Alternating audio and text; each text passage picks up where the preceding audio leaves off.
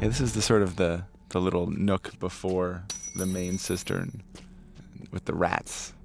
Everybody loves the rats. I know when we were making the game, once the rats got in, everybody was like, "That's my favorite animal in the game." They just look so cute when they run around and then they bite you. Yeah, so we had to put rats back in. Everybody dug them.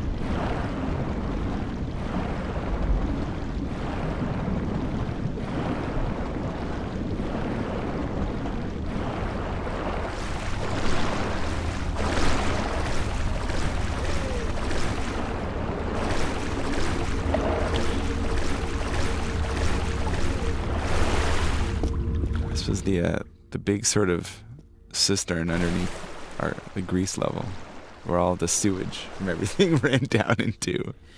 Yeah, I mean the goal with this was to sort of just create massive water-based Uber puzzle basically, and Which it still is. It still is. It was pretty frightening. I mean, frightening level when you walk into it to actually try and work out where you can go, where you should go. And that was like one of the real challenges with trying to balance this room in the first game was, you know, when you give the player as many options as it looks like they have, it's extremely difficult to tell where they should try and actually start going and exploring. Especially since most of the actual places you can see are physically locked off by either the water level or by some other kind of door mechanism. Yeah, and we sort of kept that theme when we redid it. I mean, it's still sort of large sections of the room are visible, but gated by water levels or gates or whatnot. So look, it's an authentic recreation of the original. Yeah, just as frightening looking. It is just as frightening looking and overwhelming to the player. So, and then, all of our goal basically with the side rooms in the original game was just to sort of actually just to make life much more hellish for the player. I think that seemed to be our goal anyway, whereby, you know, you had to change the water level of the entire area more than once. So you had to do things in a prescribed order that you had no idea what that order was until you Until you found out the hard way. You were so cruel back then. Yeah. This was a pretty evil part of the level, I have to say. It was hardcore. Yeah, when we remade this room, we decided we wanted to cut off all of the side rooms and just make them like these little nooks in the wall so that you could sort of, you never had to leave the space of the main area, and you could sort of be there when the water levels changed and whatnot. So that part is missing. That's good. But I think it turns out a little bit better.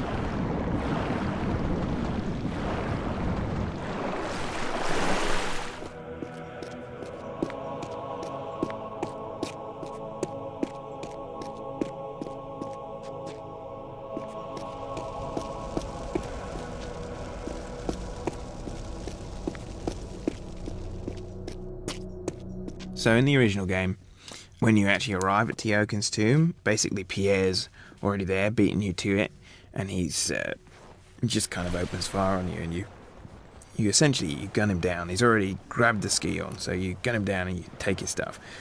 And we decided that was well, not so good for a couple of reasons. One was that we wanted to add more significance to sort of like her first kill, and then we also wanted to well, we didn't like the idea that Pierre sort of beat her to it. He's always kind of one step ahead in the original, so it was better that Lara actually, kind of sort of wins, but he gets the drop on her. And another thing we changed was we wanted to actually kind of sort of show a little bit of what Tihocan's about, because in the original game it's just, she finally goes in and reads about him on the tomb wall, but we wanted sort of a little bit more information about what's going on with old Tihocan.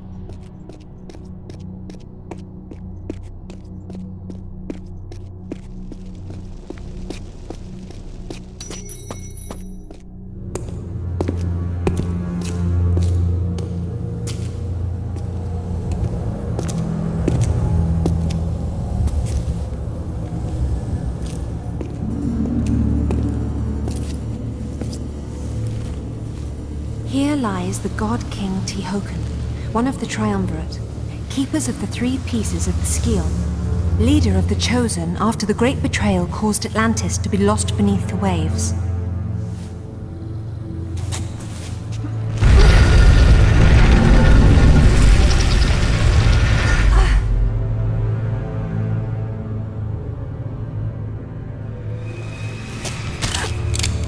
You see, instincts can be expensive, mademoiselle. Yours are going to cost you both pieces of the Scion. That's not a price I'm prepared to pay. Don't be absurd. No job is worth dying for. Yes, it is.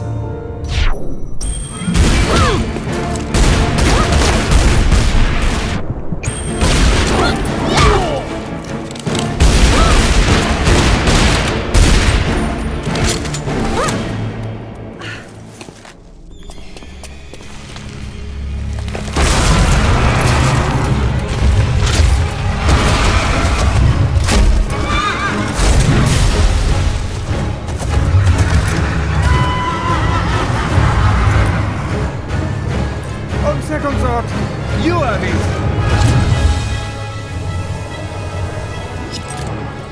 Bonne chance.